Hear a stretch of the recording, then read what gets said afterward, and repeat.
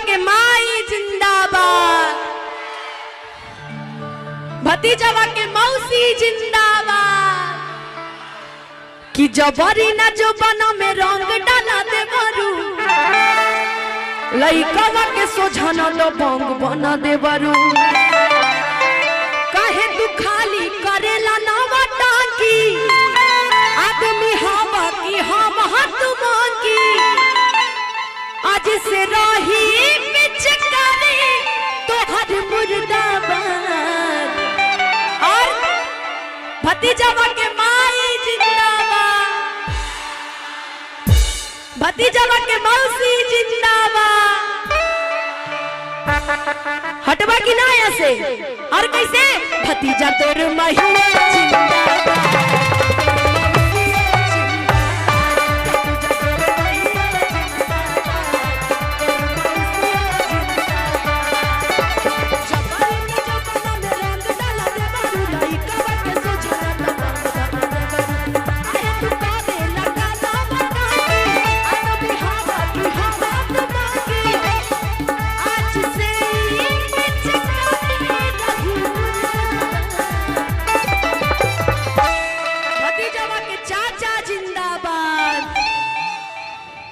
भतीजवा के पापा जिंदाबाद। अब भतीजवा के चाचा कितना जन बनी तनी बताई हाथ उठा के।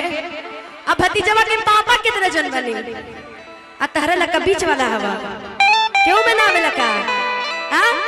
नजरें आप पे हमारी ज्यादा रहती है, क्योंकि कहते हैं कि ना जाने वो कौन इतना हसीन होगा, आपकी हाथों में जिसका लकीर होगा और वो आपको चाहे कोई बात नहीं, लेकिन जिसे तू चाहे वो खुश नसीब होगा।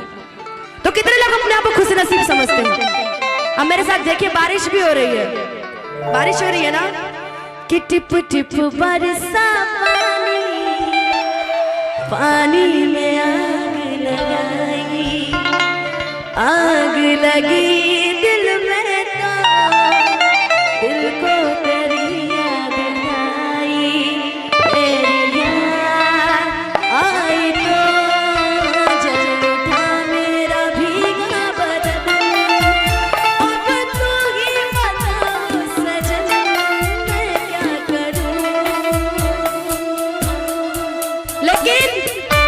भतीजा तोर मैया जिंदाबाद, तोर मैया जिंदाबाद।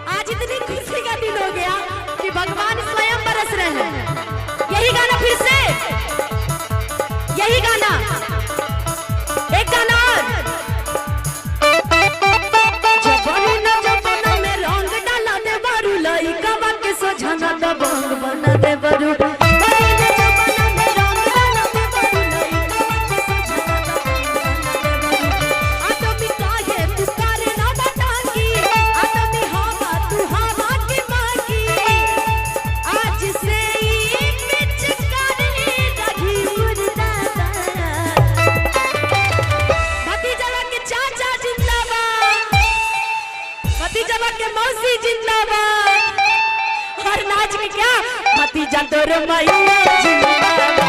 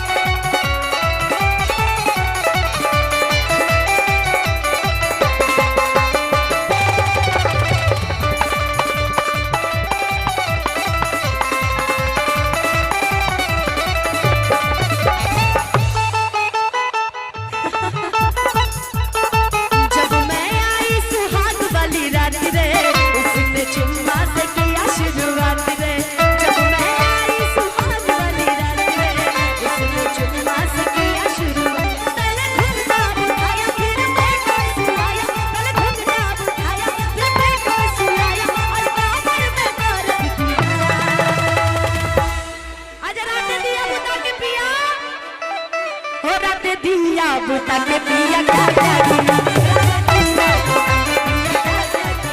रात दिया बुता के पिया क्या क्या किया। जब मैं आई सुहाग वाली रात में मैंने घूंघटा उठाया पेट पे सुलाया, मैंने घूंघटा उठाया पेट पे सुलाया और सामर में दर्द दिया कि मांगी दिन भर में एक बेर पटाते लागेलू दाते अंगूरी चबा के बोठ काटे लागेलू। ससुरा हो जाई अनजाना गोरी, हर ससुरा हो जाई अनजाना गोरी। रात भर सुताई तो है पिपरा के सजनवा कैसे तू करबू मना।